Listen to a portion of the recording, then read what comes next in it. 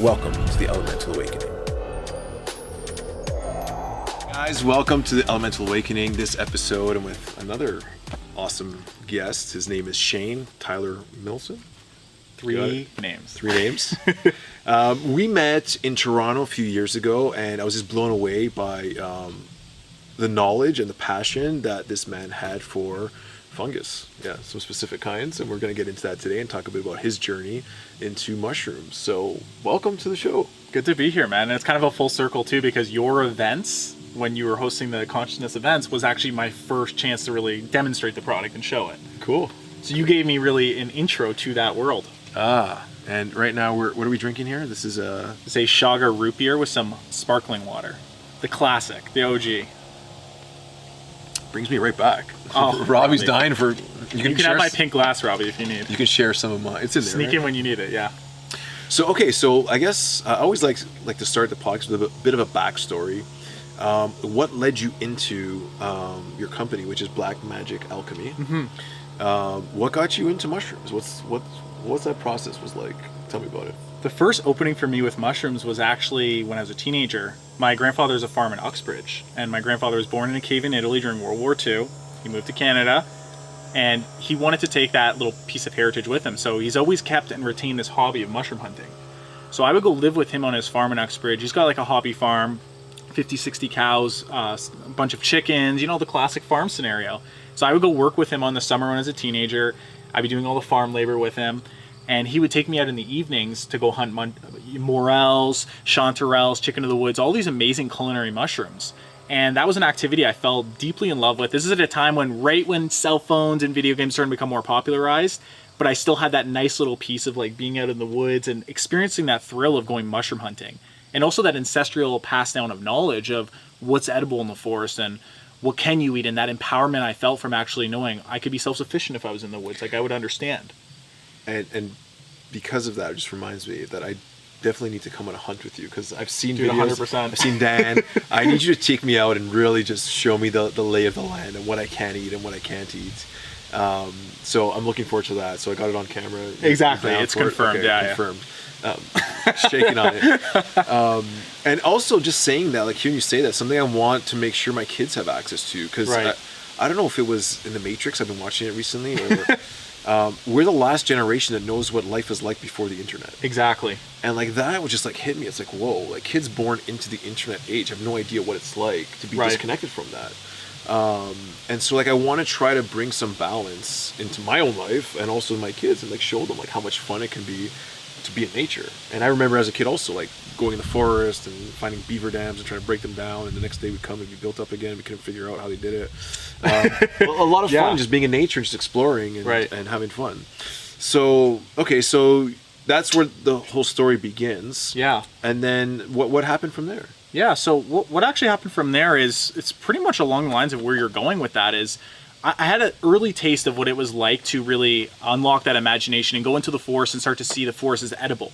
I started being able to know what trees you would take thuja if you were in the winter in Canada as your vitamin C source. That's what Native Americans would actually brew it into a tea. That would be their vitamin C, although they wouldn't call it Are those like that. the ends of some like a pine tree? Yeah, it's a hardwood tree, and it's actually pretty prevalent. It's all around, and there's like a story of when the settlers first came. In the winter, they're all getting scurvy because they have no vitamin C.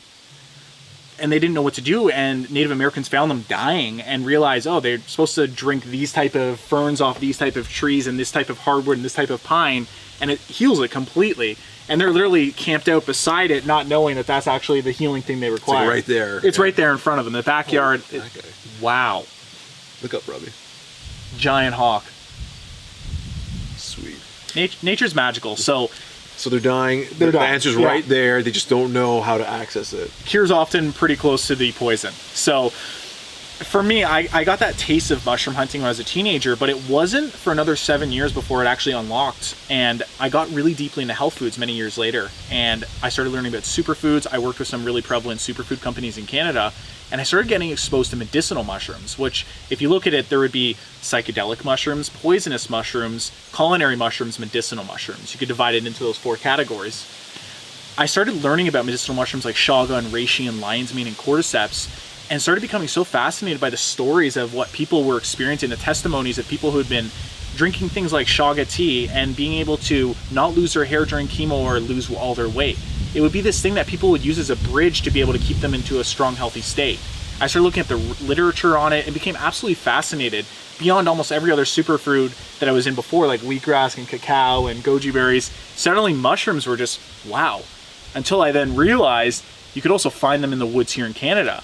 So it became this really cool rite of passage to actually then go into the woods by myself, just with the help of YouTube videos and mushroom hunting books, and try to identify what's reishi, what's chaga, what's lion's mane, what's turkey tail, and try to find these mushrooms and just figure out how to extract them and break them down. And I noticed the biggest skyrocket in just how I felt every day from taking mushrooms. So just a disclaimer, do not go out and just randomly pick mushrooms and eat them, because there are poisonous mushrooms that can kill you. So make sure you know what you're doing. Absolutely. Or you have someone who knows what they're doing showing you and teaching you. Absolutely. Right? And I think the rule is, like, if it grows in the ground, it can be poisonous, but on trees it's exactly. not Yeah, poisonous. you got it. Yeah. Tree mushrooms are very safe, so being able to go look for reishi and chaga is a super safe activity because they grow on trees. Almost every mushroom that grows on trees is not only just not toxic, it's actually usually medicinal. It usually has triterpenes, beta-glucans, polysaccharides, a lot of different elements that can heal the body. So thankfully, the two mushrooms I started with were extremely easy to identify. Like, reishi is clearly reishi when you see it. It's bright, beautiful I recently got red. a gift for a good friend of mine. He was just telling me how much he loved to, like, see these people with these big necklace. He calls them the chemple, like the chest temple. And I went and I harvested this massive reishi. Yeah. And I dried it and I tied it into a necklace. And I told him, like, wear it for a week, set your intention to make a tea and drink it, and you're going to become superhuman. Like Did he? Super Mario. He's working on it. Yeah, he's working on it. He's still drying it out on his chest. Yeah, no, it's there. It's waiting. Yeah. I'm going to drink it with him. Yeah. But yeah, so anyways. To your point as well, every mushroom is edible, but some only once. Okay. Remember that. So be very conscientious. This is something that we teach mushroom hunting workshops as well in the company. And this is something we have to really make clear to people is it seems like a free-for-all when you go in the woods because there's so many mushrooms, and we get pictures every single day on Instagram of people trying to identify. And the reality is this: in most countries around the world where mushroom hunting is prevalent, such as like in North America, Sweden, Finland, France, Italy, during certain times of the year, there's really only so many mushrooms that are edible. It's not like hundreds are edible. It's actually really, when you go into the woods, you're really only looking for 3 or 4 mushrooms at that time. Like right now we have hedgehog mushroom, we have chanterelle. Those two are the main prevalent ones in lobster mushroom. You're only looking for 3 mushrooms, and the great thing with mushrooms that are culinary, that the ones at least we advocate eating, they're always ones that are so specifically, clearly that mushroom. Like we're talking bright yellow, and the way you can start to identify how the vulva works. These are things that we teach so you can understand right away. Like when you go in the woods, you know what you're looking for. It's not like it's a free-for-all, put everything in the basket. It's really a very carefully practiced art. But an art that makes you really unlock a childlike part of yourself. And that's what I think I love the most about bringing people in the woods. It's an adult treasure hunt. It's so fun bringing in a basket, and you see, you know, lawyers, boxers, DJs, we bring everyone into the woods, and you see people on their hands and knees picking up a mushroom and looking at the coloration, and you're seeing this like innocence and curiosity for nature come back. It's amazing, and they're so unique and different. Even I see my own kids like, oh, look at these mushrooms. Like, most of them we have no idea what they are, but it's just fun to find them and like see, like, wow, like we're bright red or yellow or Right. Growing off a tree or the reishi, and yeah, it's a pretty amazing experience for sure. It really is. Yeah. Unlock something. Yeah. So this passion for hunting somehow turned into a business. How did that come to be? Yeah. So very similar to what you're saying with Tim is I knew very early on I wanted to be a health entrepreneur. I knew about 19, 20, 18 years old, I knew I wanted to create a business that I could travel the world doing that would also be giving back to people with their health. So I was trying to figure out really what product or what specific area within health, because it's so vast, could I actually narrow in on.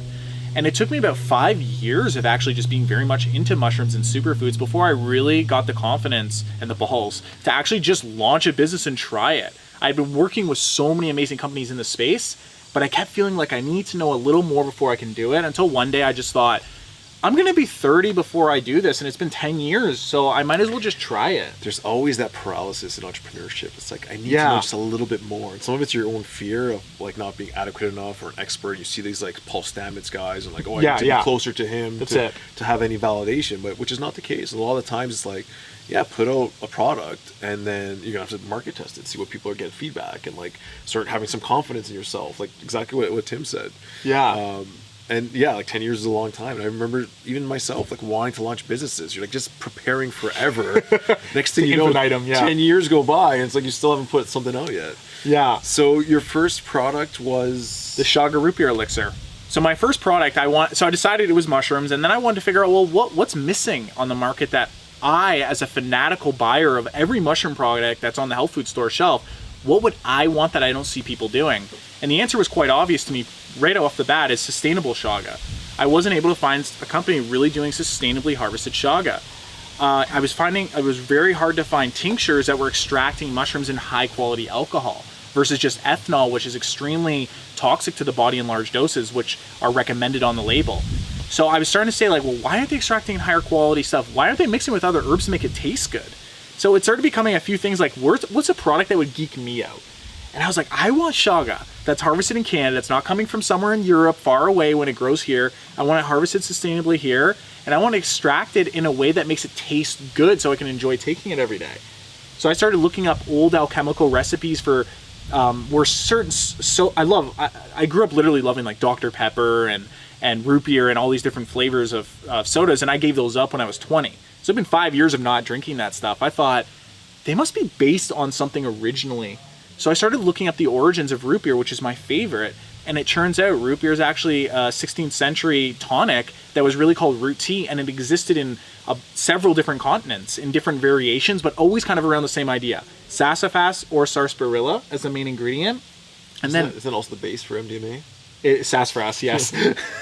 Sassafras is now illegal by the FDA. So you can't use sassafras because it does actually release certain, let's call it sapioids for the brain to see a different color spectrum of reality. So we chose sarsaparilla naturally. So sarsaparilla is the forerunner that goes alongside sassafras that has a very similar flavor, but sassafras is the original ingredient in root beer or sarsaparilla. So we kind of took a composite of the flavors of India, how India creates their own version of root beer that uses sarsaparilla as a root that grows there, a version in Mexico that used things like burdock roots, and mix it with a Canadian classic. Like, to me, chaga is so Canadian. It's like we have such beautiful birch forests, but it's never been used in root beer, but I wanted to combine it all together and make an elixir that made health fun, and it made it where you could drink a mushroom like chaga that some people really don't like the flavor of. It's just very like earthy. I love it. I love it as well. For the people who didn't love it, I wanted to make something where they could take it and get such a high dose and enjoy the experience of it. So then we came to market with it, and it was super small scale, and we were just, doing farmers markets, we were doing consciousness events like what you were doing, and just building it up and getting it out there. Mm-hmm. So sustainably harvesting chaga means what? Going out into the forest, taking a little bit from a tree. So some questions around that. Yeah, certainly, yeah. When a tree starts having chaga, which is like almost like a parasitic host or something like that? Yeah, it's actually symbiotic. It actually doesn't rob from the tree or destroy it or kill it. Does it mean the tree is in the process of dying when it starts growing the chaga, or not necessarily? It could literally be a scrape, a wound that the mycelium starts to form in that scrape or wound, but there's no evidence that actually links that it's actually killing the tree or hurting it. And then by sustainably harvesting, are you taking all the chaga out, or you're leaving some so it will grow back? How does that work exactly? So there's two parts of sustainable harvesting, because there's one part that has to be always acknowledged with it is, first off, clear cutting goes on at such a rate that's destroying far more forest filled with chaga than hunters, that are doing it for companies. So that's the first thing. Is one of our companies that we work with is in upstate New York, and they do chaga where they actually go into forest before they're logged and clear all the medicinal mushrooms from it. So that way they're not just rotting there, but meanwhile they provide magic and health benefits to so many people. So that's one way of kind of looking at it. The second way, if you are going to go in the woods and harvest, chaga is only growing on approximately 1 in every 1,000 birch trees, so it's quite rare. Wow. It's quite rare. So when you go in the forest and you find chaga, the best thing to do is to not harvest the entire piece. Leave about 15 to 10% still on the tree, and you never dig into the tree.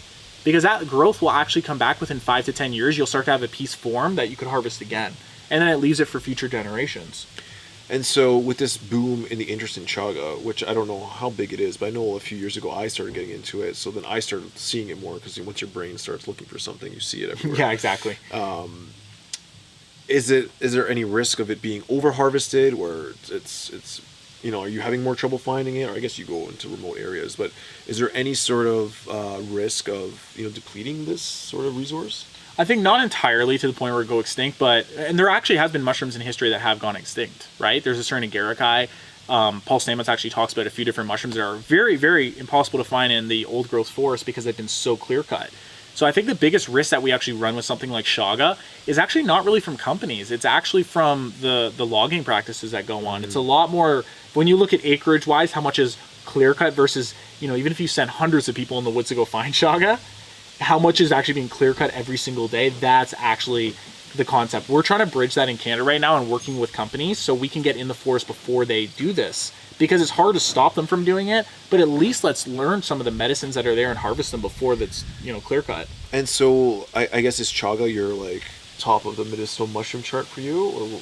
It is for a few reasons, one of which is chaga. When you look at reishi and lion's mane, for instance, have nerve growth factor, so it actually rebuilds the brain and helps the brain with memory, focus, concentration. And tastes good too. And tastes awesome. You can cook it and it tastes like literally bomb. Every mushroom also has a superpower, but the thing with chaga would be like, I don't know what Avenger would be the one. I'm trying to think of like which Avenger's the best, but chaga has the widest array of mineral composite of any of the mushrooms, as well as antioxidant richness. When you look at an ORAC scale of what chaga's got the highest dosages even over raw cacao. So you look at something that has really high antioxidant properties, really high mineral properties, and also really high enzymatic properties. These are enzymes like betulinic acid, beta-glucans. These are things that arm your white blood cells to actually fight off invaders in the system.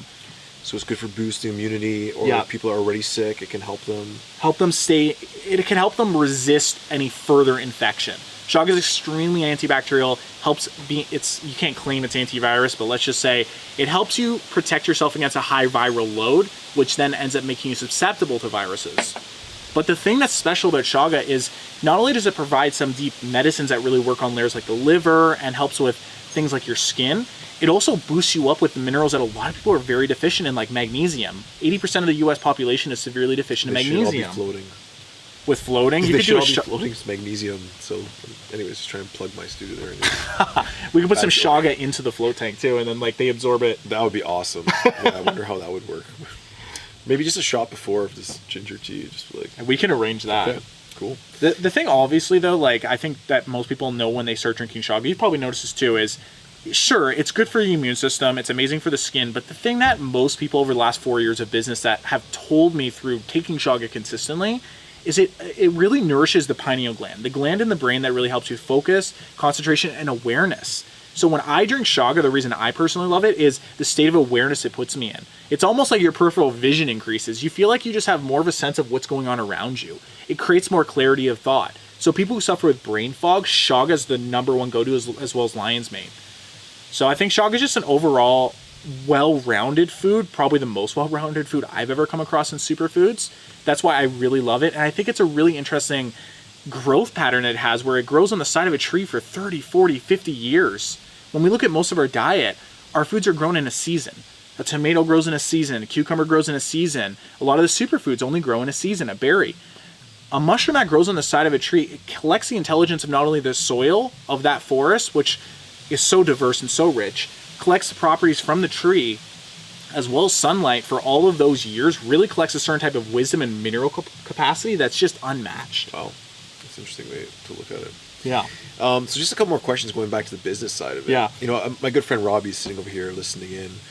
He's really all about like product testing and like really doing a lot of analytics and like testing the market and trying to find out what people want.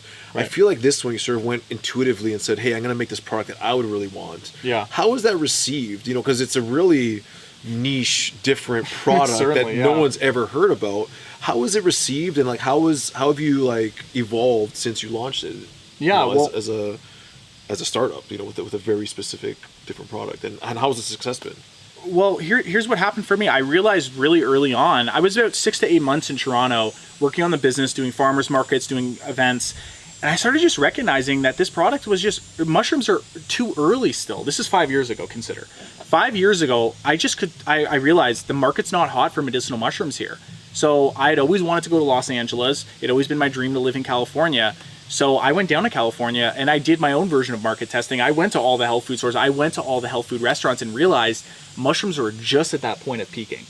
Brands like Four Sigmatic that I worked with very closely, like older brothers in the industry, I worked with them and I realized quickly, people get it here. There's an understanding of medicinal mushrooms. So I made a pivotal decision very early on in my business that was very tough for me at first because I really didn't have a support structure to make it work, but I just had to really, truly pack the car and drive my ass to Los Angeles and just figure it out. Trust your instincts. That's it. And I went down to LA. I sold my apartment in Toronto. I got rid of all of my stuff.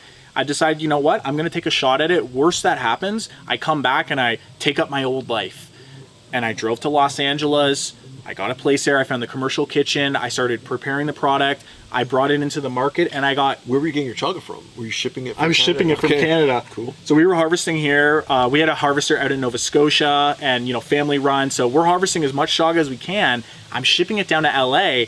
And then I got a major break and it was amazing. And I really do feel like this major break came from just putting it all on the line and knowing I'll lose it all. I don't care. I'm going to try to make this happen. And I got into Cafe Gratitude within like the first month of being in LA. I love that place. I got on the menu and it was the best selling drink in 5 different drinks over 3 years. Wow. Every time we were put in a drink, whether it was a mushroom matcha, a chaga root beer, a smoothie, it was the best selling drink across 6 different restaurants in LA. And if people have ever been to LA and been, Cafe Gratitude is the ultimate vegan health food restaurant in the world. I loved it. Yeah. I think I actually had your drink when I was there last because I saw it on the menu. Yeah. Yeah, really cool. And then the thing I did with that was I just leveraged it. I went to Air One, which is the prevalent health food market in Los Angeles, and I got into the 5 locations there. And then I went to Equinox gyms and got into all the Earth bars. So that's the thing with entrepreneurship. It's leveraging your past win and using it and really showing there's credibility here. Like, I've done it. Yeah, that's really important. Like, once you have sort of a big win, it's like using that to then the momentum of it, keep going. Yeah, and other people will see that, like, oh, you're in Cafe Gratitude. It automatically gives you this credibility. It's a validation. Yeah. So you're focusing on like a food service application, so not a retail product with those stores. You're giving them the bottle, but they're more putting it into. They're putting it into recipes, putting it into drinks. Cool. And then, was there any what was your biggest challenge then as an entrepreneur launching a niche product? Was there any like supply issues or? Certainly supply issues. Yeah, I was really trying to navigate a lot of different things on my own. I can't imagine what that'd be like. It's like you're getting you have 5 restaurants that are high volume ordering from you every single week. I was literally just locked in a kitchen, just preparing product, just preparing it, and just trying to figure out all the different things I had to get, like the right bank accounts, what type of insurance do I need. It was like literally just all the stuff I had to fit it into like a couple weeks and make it work, keep up with demand. And the real challenge was actually realizing the model that I really wanted to adopt that was going to allow me more time freedom to go travel the world was actually doing more e-commerce and hiring and bringing more people in. So I started developing a team. So there were certainly like the transitional shifts I had to make, knowing that if I really want to start traveling, it'd be great if I could actually have more of an online product that can be produced anywhere. It doesn't just have to be like as close as I can to that restaurant. Yeah, and how difficult is it to produce and scale? It seems like something like this is very like specific, that you want to make sure it's done, I would assume, in smaller batches, like very like precise. Is it something that's scalable that you can make a lot without losing the quality, or is that probably a challenge you've been trying to figure out? You know what? I've been very happy with the growth. It's not growth that's like, in the first year it was like 0 to 100 very quick, but since then it's been more sustained growth because it really is like, what type of life do I want to live? And I started realizing that really quickly. Like, I had pressures from different other entrepreneur friends, like, you should get investors, you should really push it. And I started getting to the point where I'm like, I like what we got though. Like, I feel like we can give the client the best product possible in the market because we have our hands on everything from the harvesting all the way to the shipping and delivery. So we can really add those really beautiful touches to it.